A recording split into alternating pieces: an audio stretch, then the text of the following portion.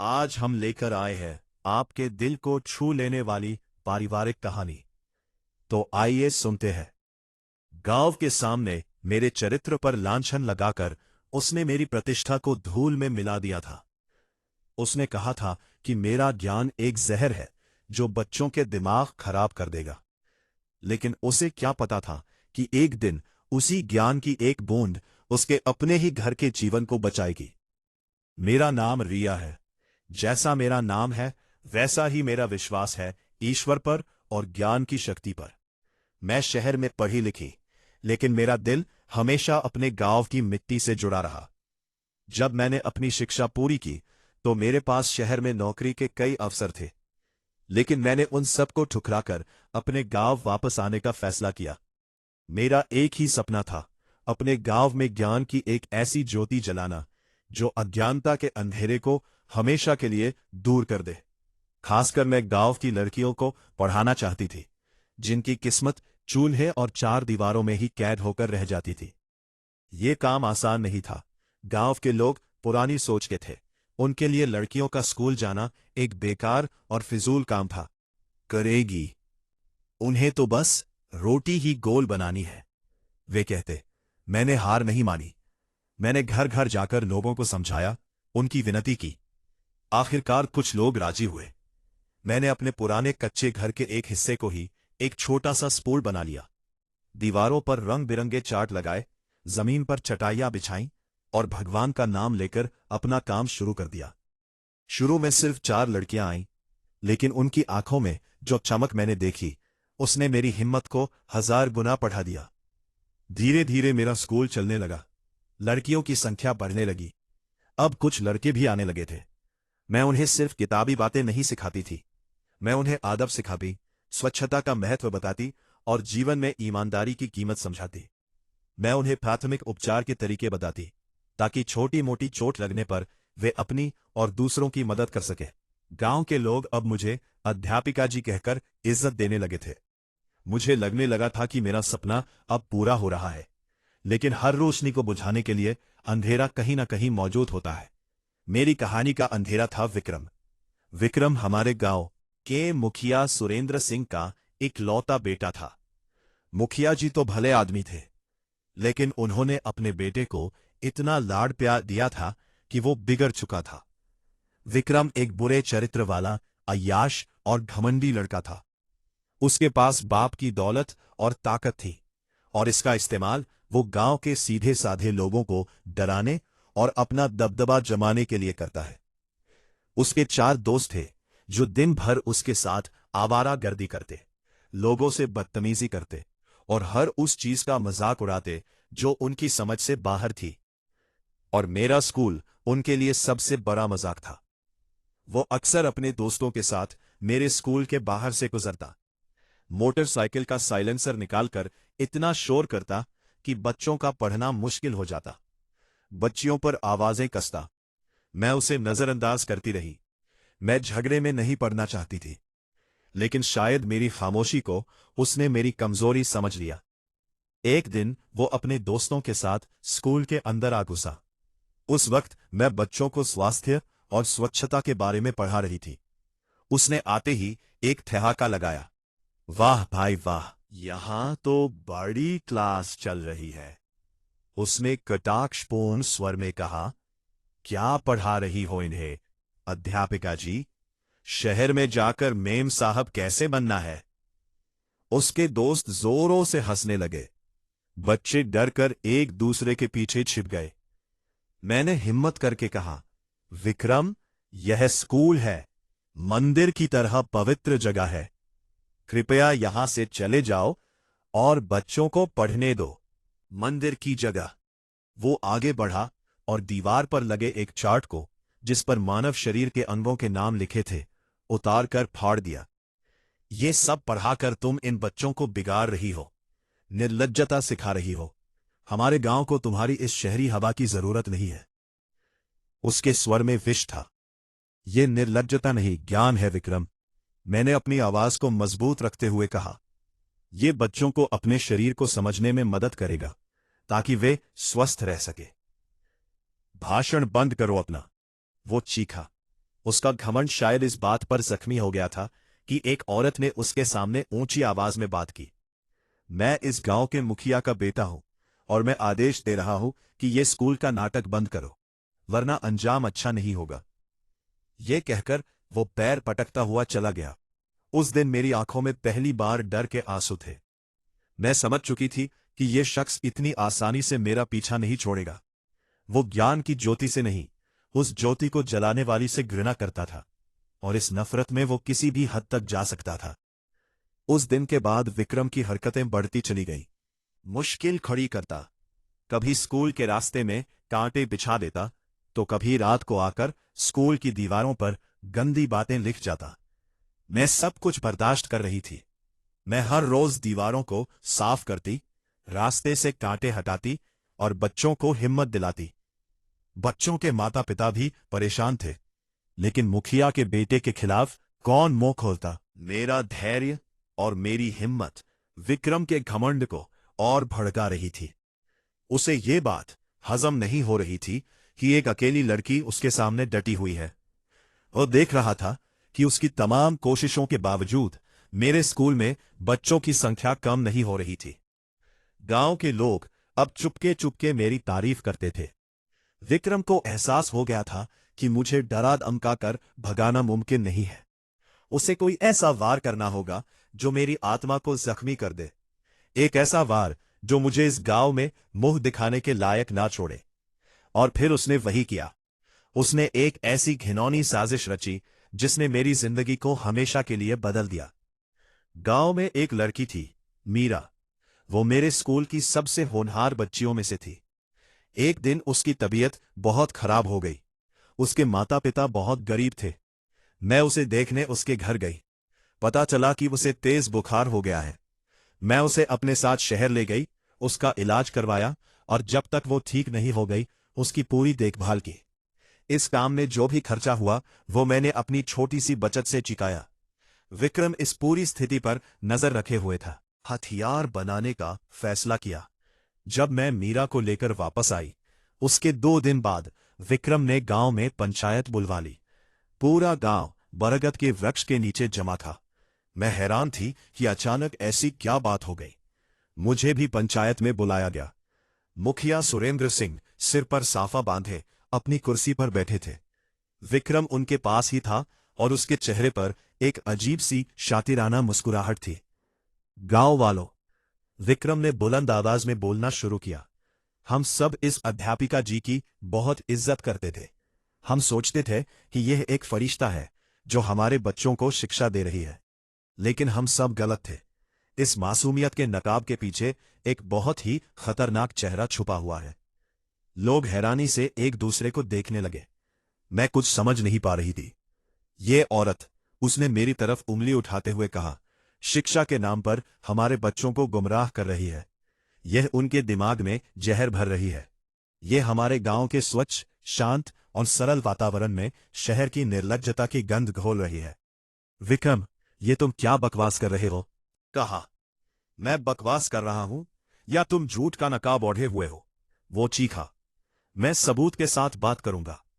उसने मीरा के पिता रामलाल को आगे बुलाया। रामलाल एक बहुत ही सीधा और लाचार आदमी था। उसका चेहरा पीला पड़ा हुआ था और हाथ कांप रहे थे। रामलाल, विक्रम ने उसके कंधे पर हाथ रखते हुए कहा, डरो मत। पूरे गांव को सच सच बताओ। बताओ कि जब अध्यापिका जी तुम्हारी बेटी को इलाज के बहाने शहर ले गई थी तो उन्होंने तुमसे कितने पैसे मांगे थे? रामलाल ने एक नजर मेरी तरफ देखा और फिर जमीन की तरफ नजरें कर ली। उसने धीमी कांपती आवाज में कहा, जी, 5,000 रुपए। ये सुनते ही मेरे पैरों तले से जमीन निकल गई। यह सफेद झूठ था। मैंने उससे एक भी पैसा नहीं लिया था।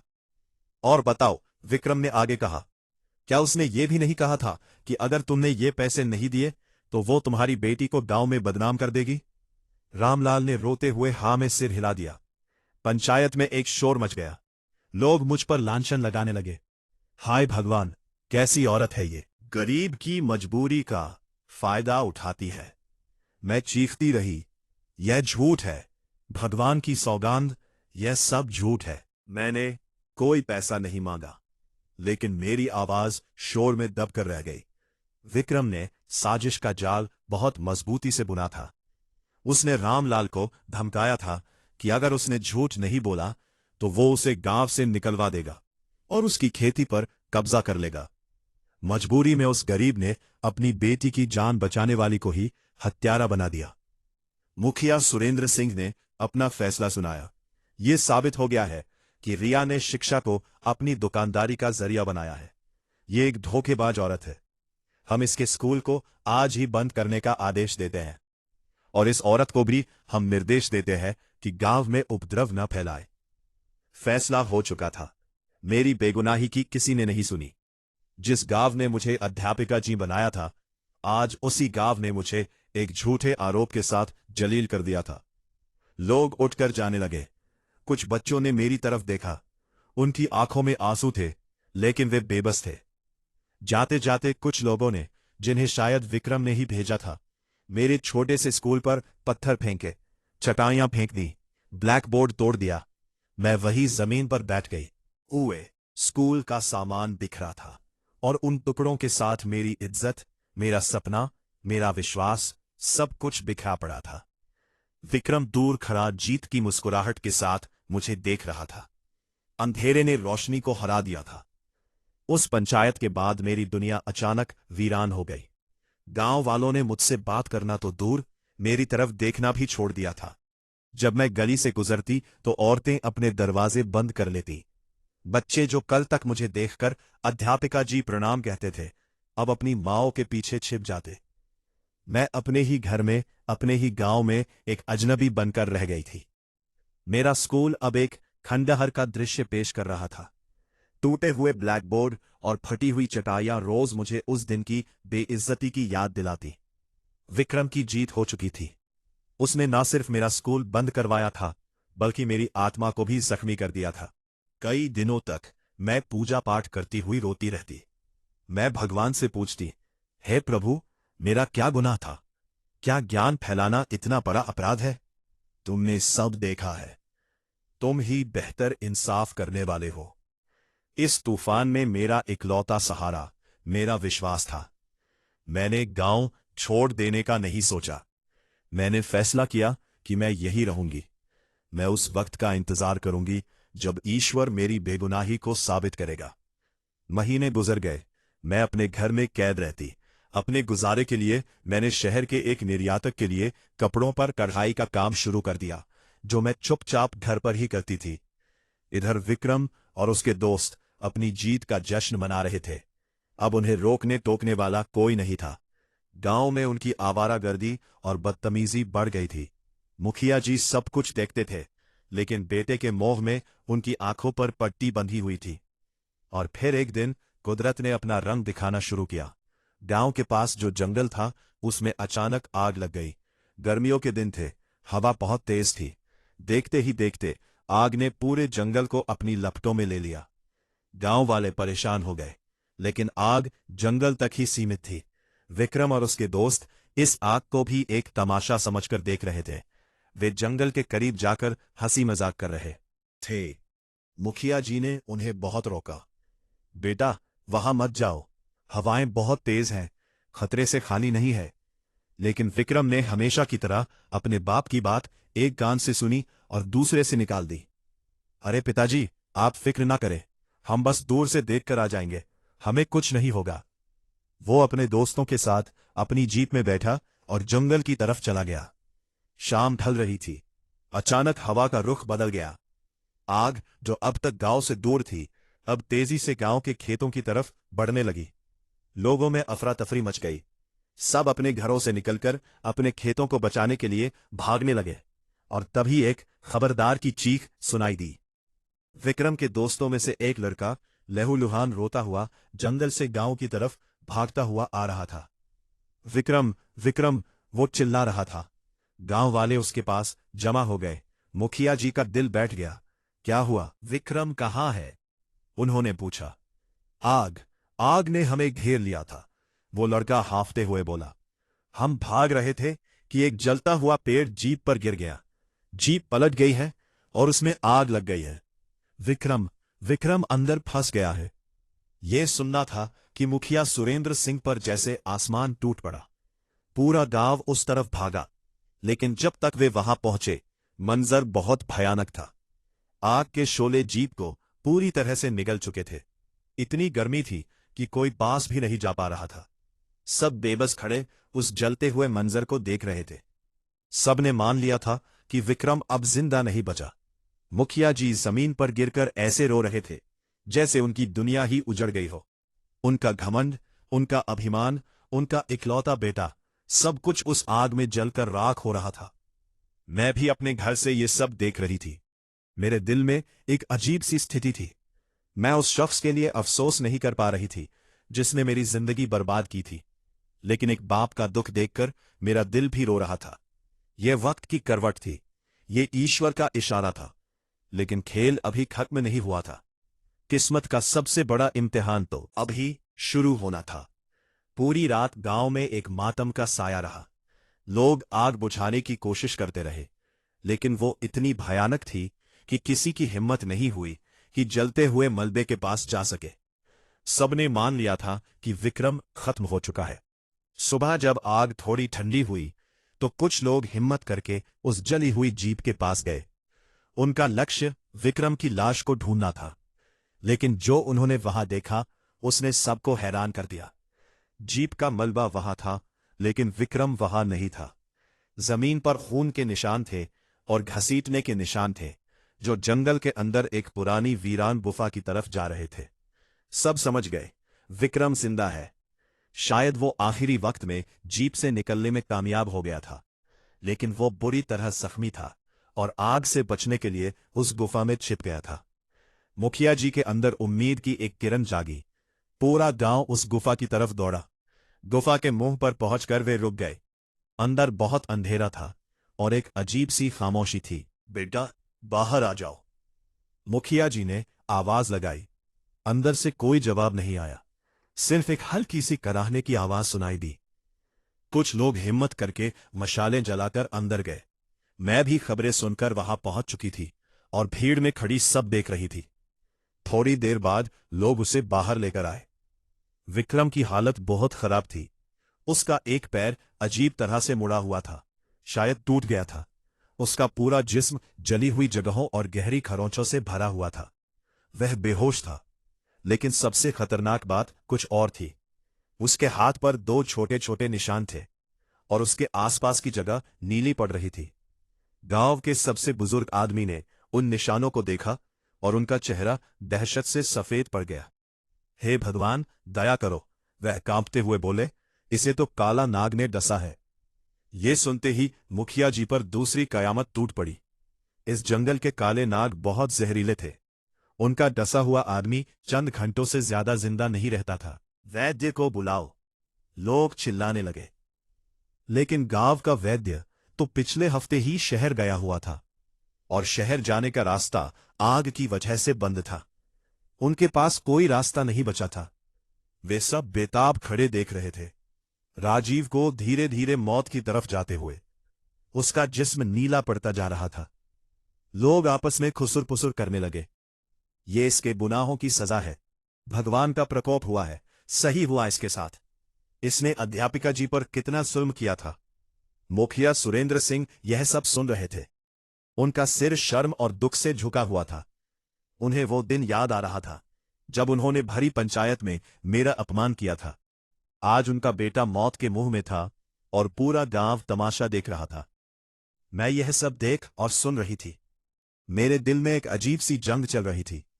एक हिस्सा कह रहा था, यह ईश्वर का इंसाफ है रिया, चुपचाप देखती रहो, यही इसकी सजा है।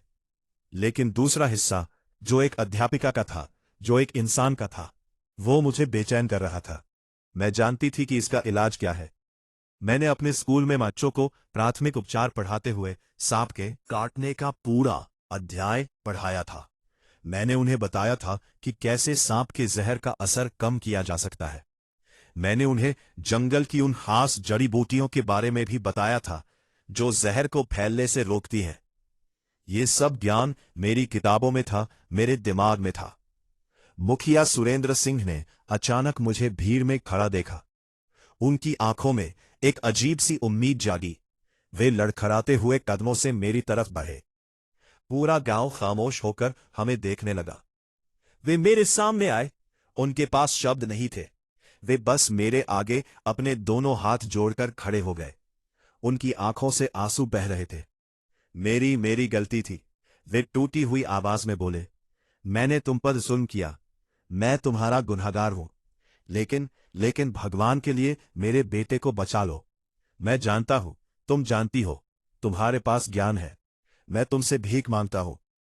वे मेरे पैरों में गिरने ही वाले थे कि मैंने उन्हें रोक लिया। पूरा गांव सांसें रोके खड़ा था।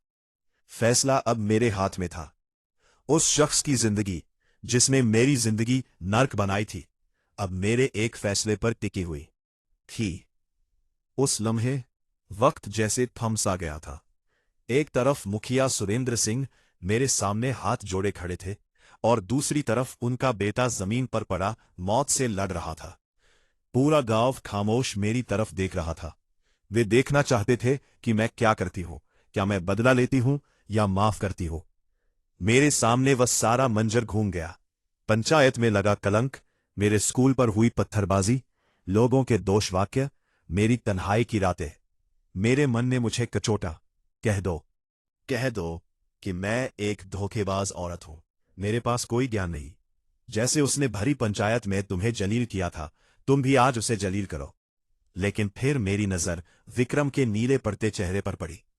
वह बेशक एक गुनहगार था, लेकिन उस वक्त वह एक बेचारा लाचार इंसान था और मैं एक अध्यापिका थी, एक गुरु।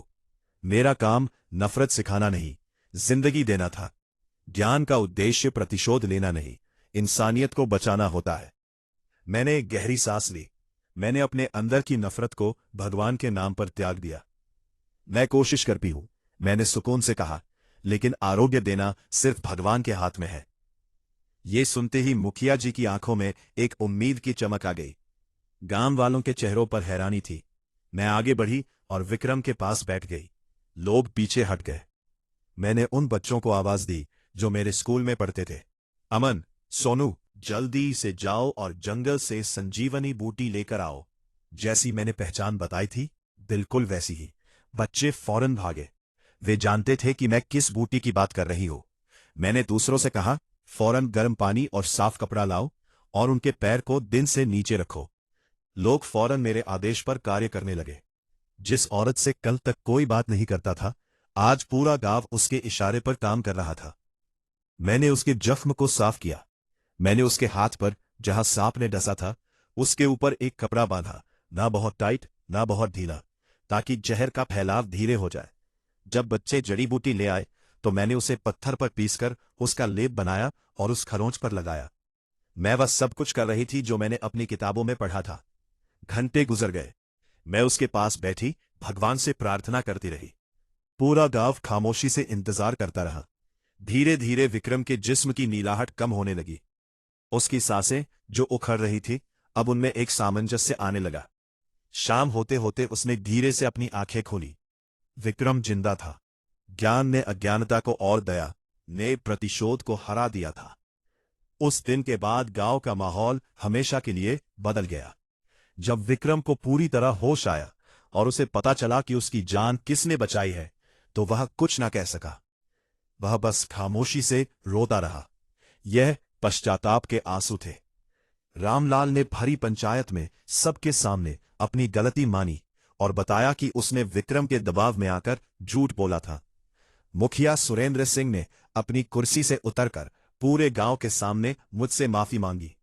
उन्होंने ऐलान किया कि गांव की सबसे बड़ी जमीन पर अब रिया अध्यापिका का एक नया पक्का स्कूल बनेगा, जिसका सारा खर्चा वे उठाएंगे। और विक्रम, अब वह पहले वाला विक्रम नहीं था। ठीक होने के बाद वह सबसे पहले मेरे टूटे हुए स्कूल के खंडहर में गया और फिर उसने अकेले ही अपने हाथों से उसे दोबारा बनाना शुरू कर दिया। गांव के दूसरे लड़के जो कभी उसके साथ आवारागर्दी करते थे, अब वे भी उसका साथ देने लगे। तो यह थी मेरी कहानी, एक ऐसी कहानी जो हमें बताती है कि ईश्वर की लाठी बेआवाज है। अभिमान का अंजाम हमेशा अपमान होता है। इंसान अपने ज्ञान, अपनी ताकत या अपनी दौलत पर जितना भी घमंड कर ले, कुदरत के एक फैसले के सामने बेबस है। ईश्वर का इंसाफ हमेशा सजा की शक्ल में नहीं आता। कभी कभार उसकी सबसे बड़ी सजा और सबसे बड़ा इनाम मार्गदर्शन की शक्ल में आता है। उसने विक्रम को मौत के मुंह से वापस निकालकर उसे एक नई जिंदगी दी, एक ऐसी जिंदगी जहां घमंड नहीं, सेवा थी। और सबसे बड़ा सबक यह है कि ज्ञान की ज्योति को कोई तूफान नहीं बुझा सकता। अगर आपकी नीयत साफ है तो अंधेरा चाहे कितना भी गहरा क्यों न हो, रोशनी आखिरकार अपना रास्ता बना ही लेती है। बेशक ईश्वर धैर्य रखने वालों के साथ है और वही बेहतरीन इंसाफ करने वाला है। अगर वीडियो पसंद आए तो चैनल को लाइक और सब्सक्राइब करके जरूर जाए।